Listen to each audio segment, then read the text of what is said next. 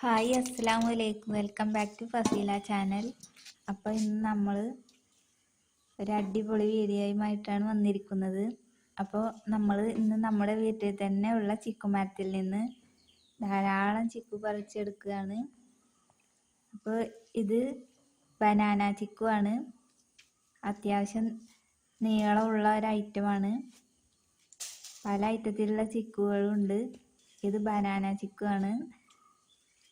അപ്പോൾ ബനാന ചിക്കു നമുക്ക് പറിച്ചെടുക്കാം.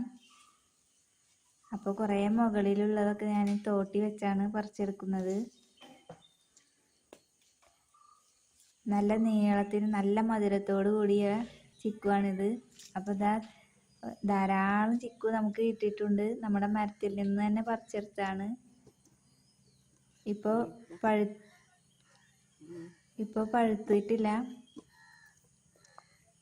നല്ല ടേസ്റ്റിയാണ്.